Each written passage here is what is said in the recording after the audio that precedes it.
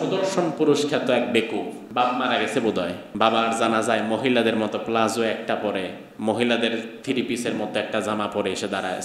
সালাম ফিরাবে কোন দিকে, দিশেহারা হয়ে গেছে। আরে জানাজা তো আল্লাহর কাছে দোয়া, তো আমি জানাজার নামাজে তো জানলামই না কিছু, দোয়া করব কিভাবে? শুনেছিলাম একটা ঘটনা, বাস্তব ঘটনা, অনেক বছর আগের। শহর থেকে উচ্চশিক্ষিত ছেলে বাবার জানাজায় গেছে, আসতে চায় নাই, অনেক পীড়াপিড়ির পরে আসছে। এবার আসার পরে মসজিদের সামনে খোলা মাঠ, সেখানে জানাজার নামাজের জন্য আয়োজন করা হচ্ছে। জানাজার নামাজে কাতার দাঁড়ায় যাচ্ছে, ছেলে এখনো আসে না। ছেলে মসজিদের বারান্দায় চেয়ার নিয়ে বসে আছে।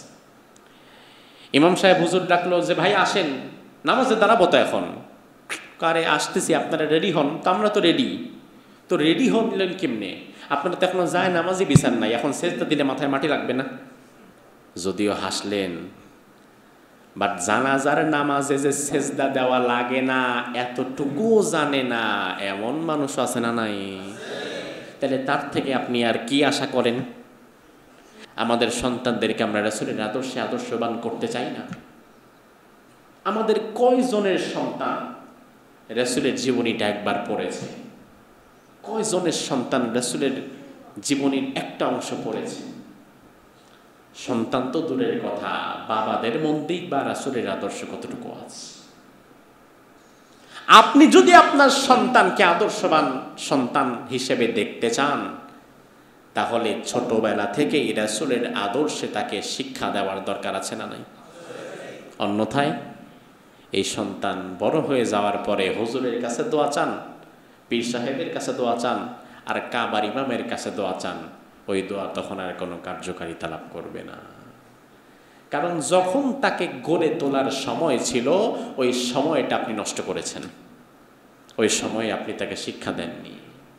এই সন্তান বড় হয়ে হয়তো আপনার জানাজা পড়ানো তো দূরে থাক, আপনার জানাজা পড়বেও না, আপনার জানাজায় আসবেও না। অনেক মা বাবা সন্তানকে হায়ার এডুকেটেড বানিয়ে দেশের বাহিরে পাঠায়। আমি না করছি না, অবশ্যই পাঠাতে পারেন, কিন্তু এমন পরিস্থিতিও তো অসংখ্য দেখা যায়। সন্তান এবার হায়ার এডুকেটেড হয়ে দেশের বাহিরে সেটেল হয়ে সেখানে বিয়ে শাদী করেছে, এরপরে বাংলাদেশে আসার ইচ্ছাটুকু আর তার জাগে না। মা বাবা মরে যায়, জানাজাতেও আসে না, নাকি নাই? এটা কি কল্পনা? বাস্তবতা। আপনার সন্তানকে যদি ছোট থেকে আপনি রাসূলের আদর্শে আদর্শবান করতে না পারেন, এটা আপনার ব্যর্থতা। এই সন্তান আপনার জানাজায় আসবে না, পড়বে না, যদি আসেও নামাজে যদি দাঁড়ায়ও ওই নামাজের নিয়ম কানুন জানবে না, হয়তো অজু ছাড়া দাঁড়ায় যাবে। কারণ খুব শিক্ষিত, বিরাট বড় ইঞ্জিনিয়ার, বিরাট বড় ডাক্তার, কিন্তু জানাজার নামাজের নিয়মও জানে না, এমন ডাক্তার নাই, এমন ইঞ্জিনিয়ার নাই। সংখ্যায় কি অনেক কম না বেশি? অনেক বেশি। ওই যে কিছুদিন আগে দেখলাম সুদর্শন পুরুষ খ্যাত এক বেকুব, বাপ মারা গেছে বোধহয়।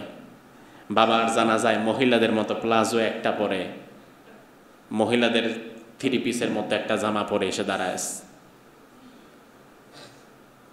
সালাম ফিরাবে কোন দিকে, দিশেহারা হয়ে গেছে। শুনেছিলাম একটা ঘটনা, বাস্তব ঘটনা, অনেক বছর আগের।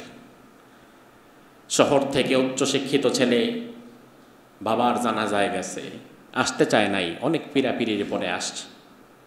এবার আসার পরে মসজিদের সামনে খোলা মাঠ, সেখানে জানাজার নামাজের জন্য আয়োজন করা হচ্ছে। জানাজার নামাজে কাতার দাঁড়ায় যাচ্ছে, ছেলে এখনো আসে না। ছেলে মসজিদের বারান্দায় চেয়ার নিয়ে বসে আছে। ইমাম সাহেব হুজুর ডাকলো যে ভাই আসেন, নামাজে দাঁড়াবো তো এখন। কারে আসতেছি, আপনারা রেডি হন। তো আমরা তো রেডি। তো রেডি হলেন কেমনে? আপনারা তো এখনো যায় নামাজই বিছান নাই, এখন সেজদা দিলে মাথায় মাটি লাগবে না?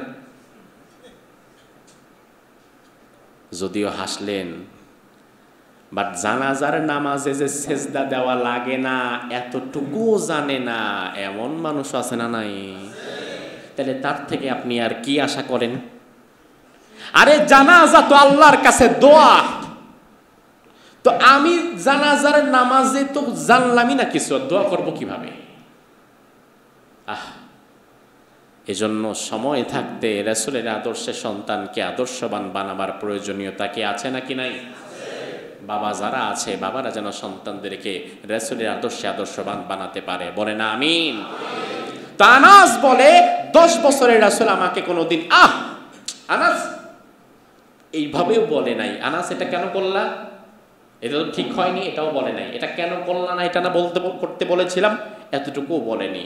বরং এমন হয়েছে আমাকে রাসূল পাঠিয়েছে, আনাস তুমি আমার জুব্বাটা নিয়ে আসো, আমাকে একটু জরুরি কাজে বের হতে হবে। রাসূল তখন মদিনার প্রেসিডেন্ট, পয়গম্বর, নবী, প্রেসিডেন্ট, সেনাপ্রধান সব রাসূল একসাথে।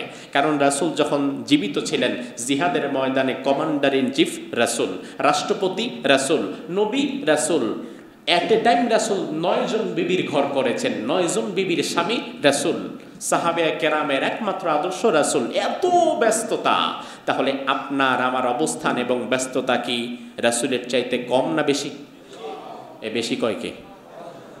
কম না বেশি? আপনি তুমি একটা সংসার চালায় হতাশ, আর রাসূল 11 জন বিবির মধ্যে 9 জন একই সময় জীবিত ছিলেন, 9 জনের ঘর করেছেন, লক্ষ লক্ষ সাহাবায়ে কেরাম, মদিনার দায়িত্ব, জিহাদের ময়দানের দায়িত্ব, সব কিছু একসাথে। তাহলে আমাদের চাইতে স্বাভাবিকত রাসূলের মেজাজ বেশি খারাপ থাকার কথা না? স্বাভাবিক কথা তো এটাই। কিন্তু দেখেন রাসূলের ব্যবহার এতটা চমৎকার। আনাস বলে আমাকে পাঠিয়েছে, যাও জামাটা নিয়ে আসো, আমাকে একটু দ্রুত বের হতে হবে। আনাস বলে আমি বাচ্চা মানুষ, 7-8 বছরের বাচ্চার ম্যাচুরিটি কতটা আর থাকবে। আমি বের হয়েছি, জামা আনতেই বের হয়েছি, কিন্তু বের হওয়ার পরে দেখলাম বাহিরে আবার কিছু বাচ্চা খেলাধুলা করছে, তা আমার তো ভাল লেগে গেছে, আমি একটু দাঁড়ায় গেছি, আরে দেখি কেমনে খেলে। এই দেখতে দেখতে রাসূল যে আমাকে জামা আনতে বলছে আমি এটা ভুলেই গেছি, আমার আর খেয়ালই নাই, দিন দুনিয়ার কোনো খেয়াল আর আমার নাই। অনেকটা সময় পরে আমি দেখলাম আমার কাঁধে কে যেন হাত দিস, আমি তাকালাম, রাসূলের চেহারা দেখে আমি ভয় পেয়ে গেছি, ইন্নালিল্লাহ, আমরা না জামা আনতে বলছে। রাসূল আমার দিকে তাকিয়ে মুচকি হাসি দিয়ে বললেন, আনাস খেলা দেখছো? সমস্যা নাই, আমার জামাটা আমি এনেছি, তুমি খেলা দেখো। আরো জোরে বলবেন না মিয়া? এতটা ভালো আচরণ মানুষ কিভাবে করে? আনাস রাদিয়াল্লাহু আনহুর আরেকটা হাদিস পড়ে তো আমি চমকে গেছি, এটা কিভাবে সম্ভব? মেজাজ কন্ট্রোল করা, রাগ নিয়ন্ত্রণ করা। স্বাভাবিকত রাগ, ক্ষোভ এটা মানুষের মানবিক একটা দুর্বলতা, এটা থাকে, প্রত্যেকের মাঝে থাকে।